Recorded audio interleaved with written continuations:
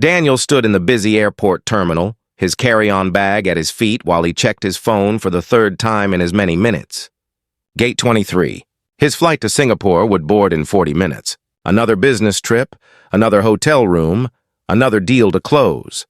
At 36, Daniel had built an investment empire that spanned 3 continents. His tailored gray suit, his first-class ticket, his corner office view, all testified to his success. Yet standing here among hundreds of travelers, he felt oddly disconnected, as though watching his life from a distance. He was scrolling through emails when movement in his peripheral vision made him look up. A young woman walked past, holding the hands of 2 small girls. Something about her profile, the way she carried herself, stopped his breath. Emma.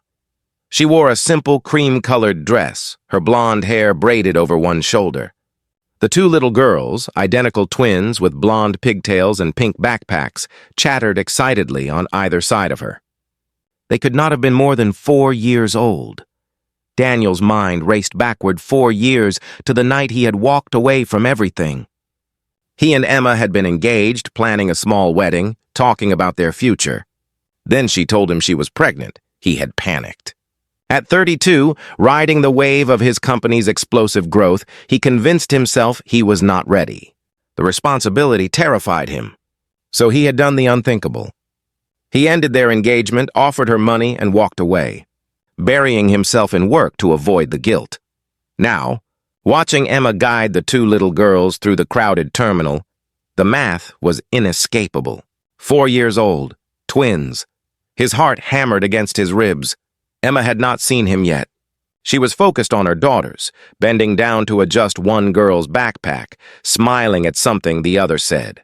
She looked tired but content, and there was a strength in her that had not been there before. Daniel knew he should stay where he was.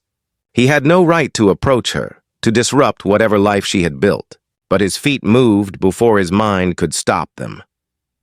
Emma. She froze at the sound of his voice. Slowly she turned, and when her eyes met his, Daniel saw shock, then something harder. The twins looked up at him with curious green eyes, so much like his own. Daniel, Emma said, her voice carefully neutral. What a surprise. I was just waiting for my flight, he said, the words feeling inadequate. His eyes kept drifting to the 2 girls. Up close, the resemblance was unmistakable. They had his eyes, his chin, even the slight wave in their blonde hair. Girls, stay close, Emma said, her hands tightening protectively on their small shoulders. Mama, who is that? One of the twins asked. Emma's expression flickered with pain. Just someone Mama used to know, sweetheart. The simple dismissal stung, though Daniel knew he deserved it. Could we talk? Just for a minute? I do not think that is a good idea, Emma said. Our flight boards soon, and the girls... Please, Daniel interrupted. I just need a minute. Emma studied him, then glanced at the twins. There is a play area over there. Can you 2 go sit where Mama can see you? Do not leave that area. Okay, Mama, they chorused, skipping off to the small enclosed space filled with colorful toys. Emma watched them go, then turned to Daniel with arms crossed. You have 1 minute. They are mine, are not they? Daniel asked, though he already knew. Yes, Emma said simply. Sophia and Olivia, they just turned 4. Twins, Daniel breathed. You were carrying twins. I tried to tell you, Emma said, her voice tight. I called, I emailed, I even came to your office. But you had made it very clear you wanted nothing to do with us. Your assistant told me you left instructions not to let me in. Daniel closed his eyes, remembering. He had been so determined to cut all ties, so convinced he was making the right choice. I am sorry. Those words are not enough, but I am so sorry. Sorry does not change the past 4 years, Emma said. Do you have any idea what it was like? Finding out I was carrying twins alone, terrified, going through pregnancy complications by myself, bringing 2 babies home to an empty apartment? I can imagine— No, you cannot, Emma cut him off. You cannot imagine midnight feedings with 2 screaming infants. You cannot imagine the fear when one of them got sick, and I had to choose which one to hold while the other cried. You cannot imagine working from home, juggling freelance jobs during their naps, living on savings until I could build my own business. You started a business? I had to, Emma said. No 9-to-5 job would give me the flexibility I needed for the twins. So, I started a web design company from my laptop. It took 3 years, but now I can work my own hours, be there for my daughters, and actually pay the bills. Daniel felt a swell of pride mixed with shame. That is incredible. You always were talented. Do not do that, Emma said sharply. Do not act like you know me. You walked away before you could know who I would become. In the play area, one of the twins, Sophia perhaps, laughed at something her sister said. The sound was pure and joyful, and it pierced Daniel's heart. What do you want, Daniel? Emma asked wearily. Why approach me after all this time? I do not know, he admitted. I saw you and I could not let you walk away without saying something. Saying what exactly? That you are sorry? That you made a mistake? Because those words do not change anything. Sophia and Olivia have a good life. They are loved. They are happy.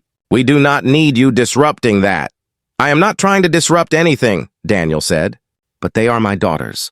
Do not I have rights? Emma's eyes flashed. You gave up your rights when you walked away. You made your choice. I was wrong, Daniel said desperately. I was scared and selfish, and I have regretted it every day since. Every day? Emma challenged. Then where were you? If you regretted it so much, why did you not come find me? Why did you not fight to be part of their lives? I thought you were better off without me, Daniel said quietly. I thought I had done too much damage. You were right about the damage, Emma said, but wrong about the rest. They ask about you, you know. Well, not you specifically. They ask why they do not have a daddy like their friends do. And I have to tell them that their father chose not to be in their lives. Do you know how hard that is? Explaining to 4-year-olds why they are not worth fighting for? They are worth fighting for, Daniel said urgently. Emma, please. I know I have no right to ask anything of you. But let me prove I have changed. Let me be part of their lives. Why now? Emma demanded. Why, after 4 years of silence, do you suddenly want to be a father? Because seeing you, seeing them, it made me realize what I threw away, Daniel said. I have spent 4 years building wealth and success, and it is all meaningless. I have everything money can buy and nothing that actually matters. That is not my problem, Emma said, but her voice wavered slightly. Mama, Olivia called from the play area. Can we get a snack? In a minute, baby, Emma called back. She turned to Daniel. I need to go. Our flight, where are you going? Daniel asked. Emma hesitated, then sighed. Home. We went to visit my sister for her birthday. We live in Portland now.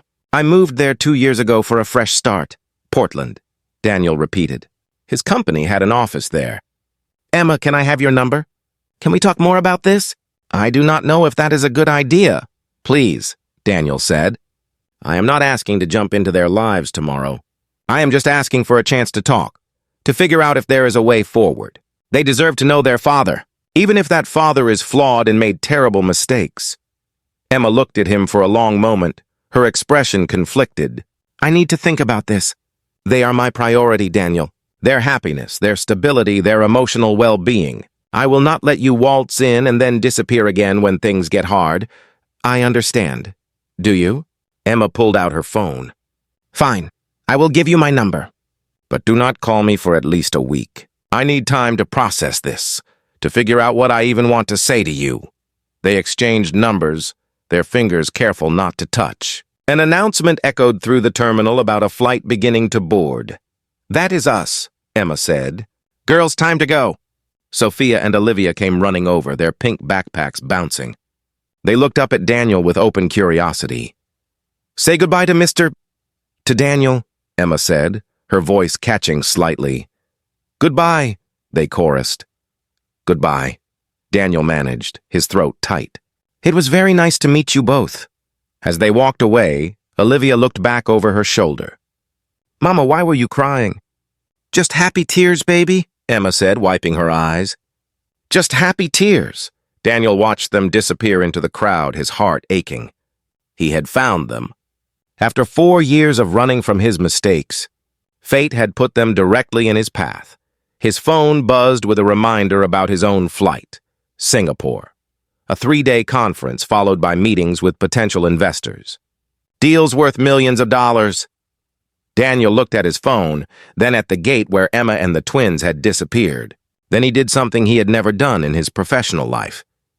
He called his assistant. Cancel Singapore. Cancel everything for the next month. But sir, the investors... Reschedule it all, Daniel said firmly. Something more important has come up. He walked to the ticket counter and changed his flight. Instead of Singapore, he booked a seat to Portland. He did not know what he would do when he got there. Emma had asked him not to call for a week, and he would respect that. But he could get an apartment, clear his schedule, and be ready when she was willing to talk. For the first time in 4 years, Daniel felt like he was moving in the right direction. Not toward another deal, another achievement, another empty milestone, but toward something real, toward redemption, toward family. A week later, Daniel sat in a small coffee shop in Portland, his hands trembling as he dialed Emma's number. She had told him not to call for a week. It had been exactly 7 days. She answered on the 3rd ring. Hello? Emma, it is Daniel. I know it has been a week, and I was hoping we could talk. There was a pause. Where are you? Portland. I am in Portland. You flew to Portland? I canceled my trips. I cleared my schedule. Emma, I meant what I said. I want to be part of their lives. I want to prove I have changed. Another pause, longer this time. There is a park near my house. Laurelhurst Park. Can you meet me there tomorrow morning? 10 o'clock? Yes, Daniel said immediately. I will be there. Just me, Emma said. Not the girls, not yet. We need to talk first, establish ground rules. I need to know you are serious before I let you anywhere near them. I understand. Thank you, Emma. Thank you for giving me a chance. The next morning, Daniel arrived at the park early. He found Emma sitting on a bench, 2 cups of coffee beside her. She looked tired but resolute. I got you a coffee, she said as he sat down. Black, no sugar. Unless you have changed that too. Still the same, Daniel said, accepting the cup. They sat in silence for a moment, watching joggers pass by. I have thought about this all week, Emma finally said. Part of me wants to tell you to leave, to protect my daughters from the pain of getting attached to someone who might disappear. But the other part of me remembers what it was like growing up without a father. I do not want that for Sophia and Olivia. I will not disappear, Daniel said. You cannot promise that, Emma replied. None of us can predict the future. But I need to know that you are willing to put in the work. Being a parent is not about grand gestures or throwing money at problems. It is about showing up day after day even when it is hard. I know. Do you? Emma challenged. Because it is going to be messy, Daniel. 4-year-olds are loud and demanding and irrational. They have meltdowns over nothing. They ask the same questions 100 times. They need patience and consistency and unconditional love. I am ready to learn, Daniel said. I know I cannot make up for the past 4 years. But I can start now, if you let me. Emma studied him, searching his face for sincerity. If we do this, we do it slowly. You do not get to jump in as daddy right away. You start as a friend. You visit, you spend time together, you let them get to know you. If after several months it is going well, we can tell them the truth. Whatever you think is best. And if at any point I feel like this is harming them, it stops. Their well-being comes first, always. Agreed. Emma took a deep breath. Okay, we can try. But Daniel, if you hurt them, if you make promises you cannot keep, I will never forgive you. I understand. And Emma, thank you. For being strong enough to raise them alone, for building a life for them, for being the parent I should have been. Tears filled Emma's eyes. I did not have a choice. They needed me. You had a choice, Daniel said gently. You could have given up, taken the easy way. But you did not. You fought for them. That is the definition of strength. Over the following months, Daniel proved his commitment. He visited every weekend, playing with Sophia and Olivia in the park, reading them stories, learning their favorite foods and songs. Emma watched carefully, ready to step in if needed, but slowly her guard began to lower. One evening, 6 months after their airport reunion, Emma invited Daniel to stay for dinner. As they sat around the small table, Sophia looked up from her spaghetti. Daniel, why do you visit us so much? she asked with childlike directness.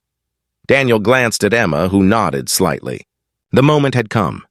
"Because you are very special to me," Daniel said carefully. "Both of you. And I want to be part of your lives, like a friend?" Olivia asked. "Actually," Daniel said, his voice shaking slightly, "I am your father, your daddy." Both girls looked at Emma for confirmation. She nodded, tears streaming down her face. "Really?" Sophia breathed. "Really," Daniel confirmed. "I should have been here from the beginning, but I made some mistakes.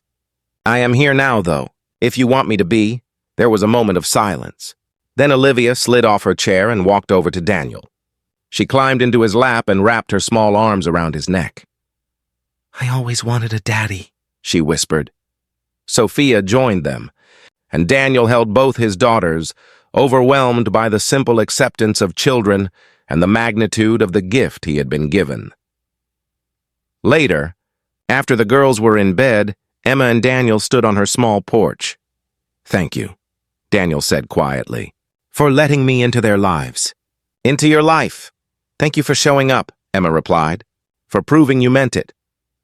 They stood together in comfortable silence, two people who had traveled separate, painful paths but found their way back to where they belonged. Together, building a future neither had planned but both now treasured. Because sometimes the best things in life are not the ones we choose, but the ones we fight for.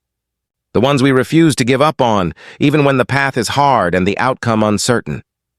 And sometimes, an unexpected meeting at an airport gate can change everything. If this story touched your heart, please like, share, and subscribe for more heartwarming tales of redemption and family. Leave a comment sharing your own story of second chances or the power of forgiveness and perseverance. We would love to hear from you.